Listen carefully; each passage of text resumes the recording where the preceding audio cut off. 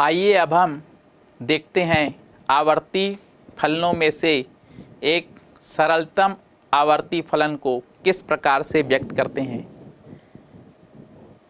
आवर्ती फलनों में से एक सरलतम आवर्ती फलन को निम्न प्रकार से व्यक्त किया जाता है। y बराबर एफ टी या a साइन ओमेगा टी। यदि इस फलन के गुणांक ओमेगा टी में 2 पाई रेडियन या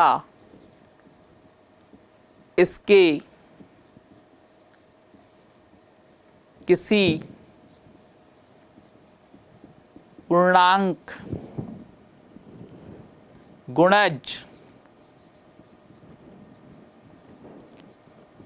की वृद्धि कर दी जाए तो फलन का मान वही y या एफ टी ही रहता है जिसका आवर्तकाल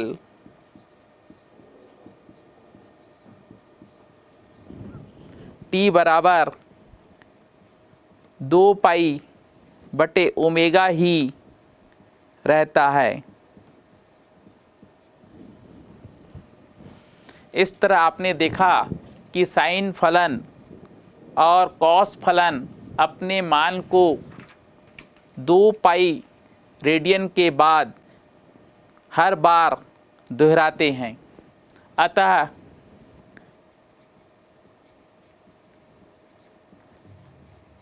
कोई फलन एफ टी कॉल टी का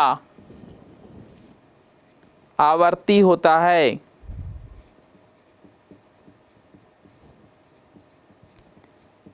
तो F T equal to F T plus capital T या एफ टी प्लस 2t।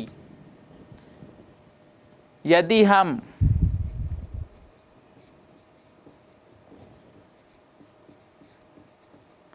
कोज्या फलन एफ टी बराबर a cos ओमेगा टी भी लें तो भी यही परिणाम प्राप्त होंगे।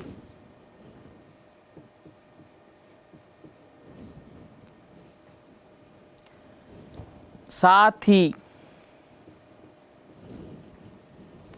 यदि साइन और कोसाइन फलनों का एक घातीय संचय जिसे हम रैखिक संचय भी कहते हैं, एक घातीय संचय जैसे F T equal to A sine omega T plus B cos omega T भी एक आवर्ती फलन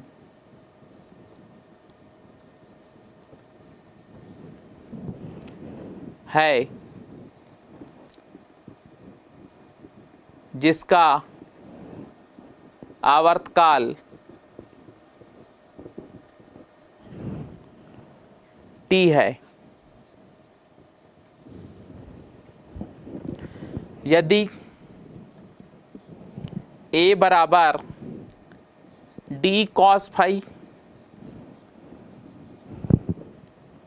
व b बराबर d sin फाई,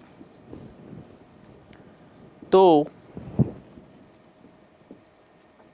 समीकरण 1 F T equal to D cos phi sine omega T plus D sine phi cos omega T.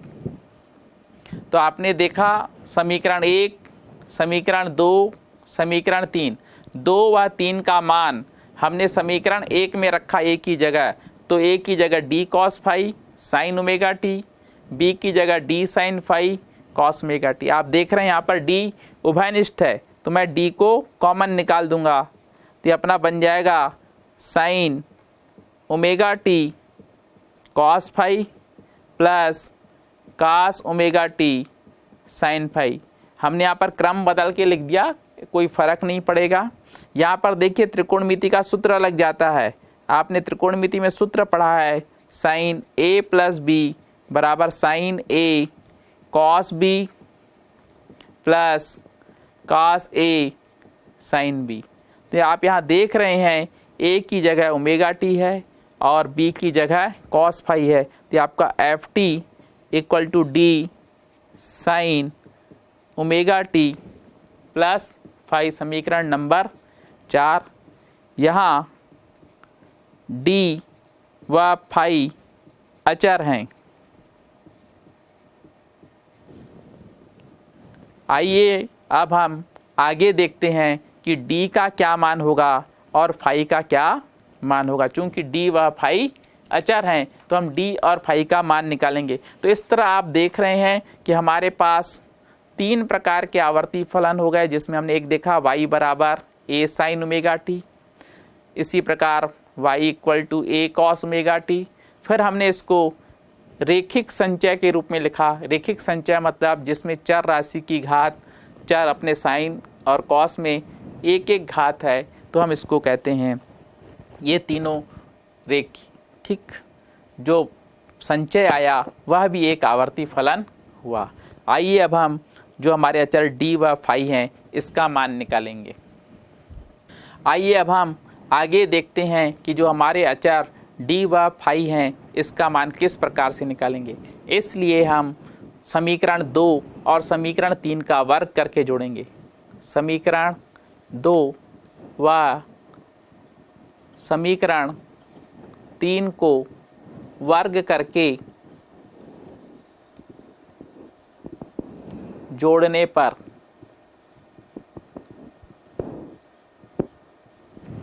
समीकरण 2 का वर्ग करेंगे, बाएं पक्ष का तो a वर्ग हो जाएगा। समीकरण 3 के बाएं पक्ष का वर्ग करेंगे तो b वर्ग हो जाएगा। दाएं पक्ष का करेंगे तो ये आपका हो जाएगा d square cos square phi plus d square sine square phi. फिर आप देख रहे हैं यहाँ पर d उभयनिष्ठ है, d को हम बाहर कर देंगे, ब्रैकेट में आ जाएगा cos square phi plus sine square phi. Cos square phi और साइन स्क्वेयर फाई का मान 1 होता है।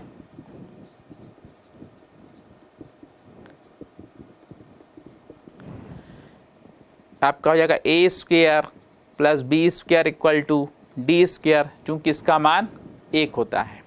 इस प्रकार d का मान आ जाएगा under root a square plus b square.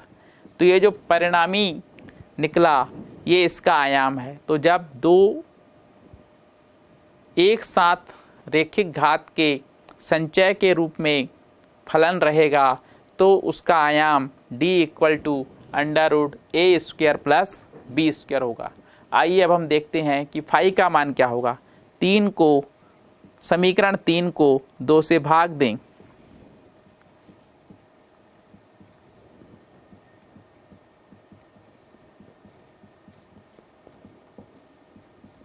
तो अपन पहले बाएं पक्ष को भाग दें। तो आपका हो जाएगा बी बटे ए। दाहिने पक्ष का करेंगे भाग, डी साइन फाई बटे डी कॉस फाई। डी को डी से डिवाइड कर देंगे, sine phi upon cos phi अपना हो जाता है टेन फाई।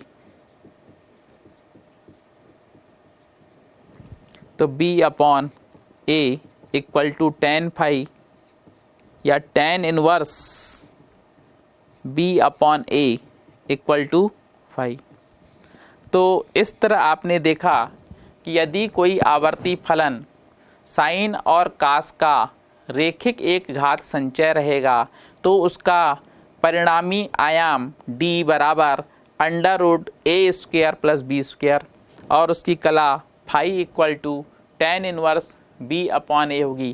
तो ये जो आयाम है यह कण का और यहाँ से ये अधिकतम विस्थापित हुआ था, तो ये जो अधिकतम विस्थापन है यही क्या कहलाता है, हमारा यहाँ पर के केस में आयाम है, जिसे हमने यहाँ पर समीकरण 4 की मदद से d का मान निकाला, परिणामी आयाम, और ये आपका 5। तो इस प्रकार से यदि कोई आवर्ती फलन साइन और कास का रेखिक एक घात संचय होगा तो उसका हम आयाम कैसे निकालेंगे और उसकी कला हम कैसे निकालेंगे, ये आपने देखा।